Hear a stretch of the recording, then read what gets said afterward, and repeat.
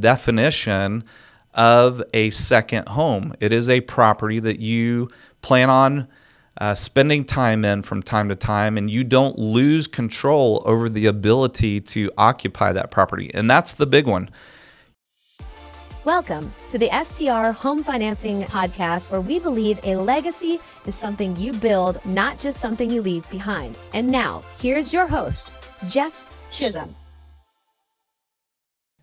Hey, Jeff CHISUM here, episode 4 of STR Home Financing. Thank you for joining me today.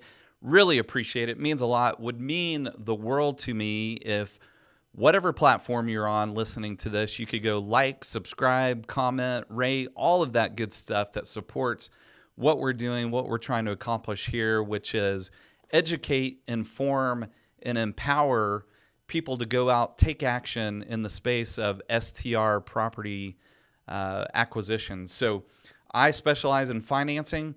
It's 100% of my business all across the United States, all 50 states we do deals. Pick the destination area that you like. We are probably doing deals in that area. So work with a lot of cool people doing amazing things.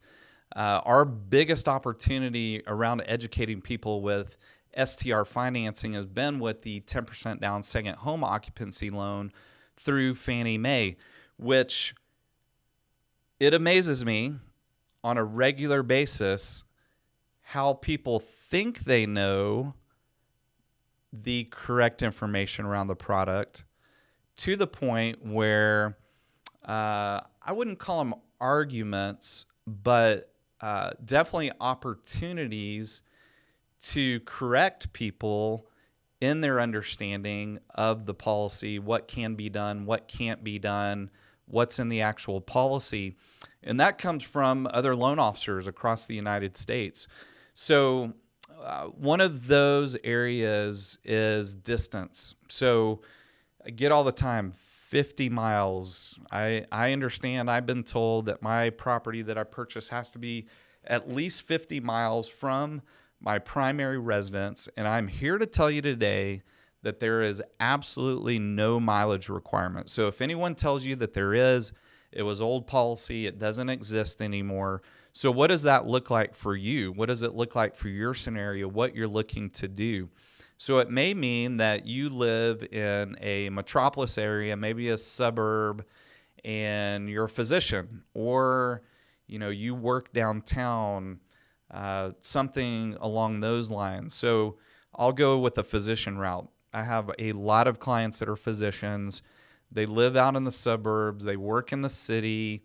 I'll take Denver, for example, where there is going to be the opportunity for snow, bad weather, and they would really like to have a condo downtown that they can stay in, or, it may not be bad weather. It may be for other reasons where they're busy. They just can't make that commute because they have to be back to the hospital, or they're on call, something along those lines.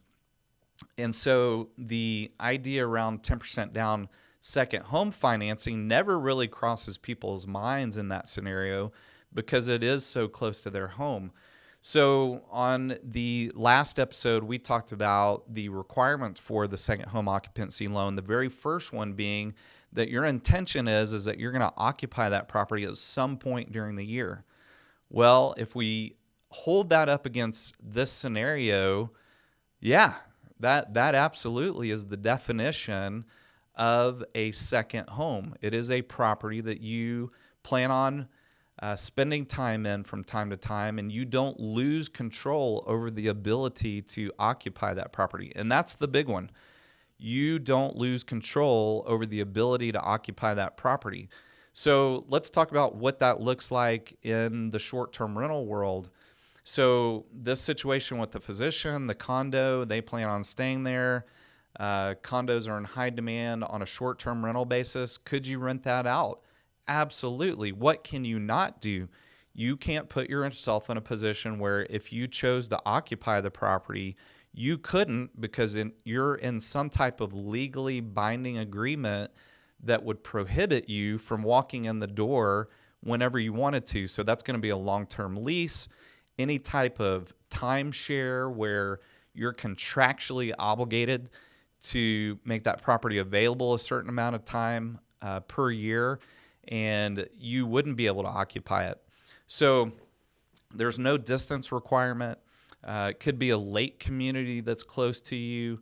The other scenario could be that you want to buy a property in an area where you already own a property. So what does that look like? I coined the phrase a couple of years ago, or the term bigger and better. So I'll kind of use a real world example there. We're in the Smokies. You bought a 2-1 cabin, kind of mountainside. You pull up to it. You've got to kind of maneuver and hike to get to the front door. Not the easiest thing in the world. You're finding that, barely fits your family, much less having extended family join you on any trips. No friends, family can go because there's only two bedrooms and 1 bath. It doesn't work for anyone else to join. So a year later, you find a 5-bedroom, 3-bath. It's got an amazing game room. It's got a indoor pool. It's got a great view. You can drive up, walk down the sidewalk to the front door. There's no special hazardous hike you've got to make to get to it. That is a property that's bigger and better than the first one you bought a year ago. That is a scenario where it would make sense to an underwriter why you would be buying another second home in an area where you already own a property, and you can keep the other property to rent it out on a full-time basis. That's the other reason why I like Fannie Mae, is because their second home occupancy rider states that you have to fulfill that occupancy requirement, that you're going to spend, you're going to occupy the property at some point during the year for that first year. So it gives my clients flexibility in a situation where they want to move on from the property, but they want to keep the property. They want to rent it out full time. They want to rent it out on a long-term lease, something of that nature. So it just gives my clients more flexibility after that first year to do different things with the property. So hopefully that gives you some information that maybe is different than what you've heard, or maybe you just didn't know at all. But it's helpful as you're kind of mapping out your strategy for acquisition and building a portfolio of these types of properties. So until next time.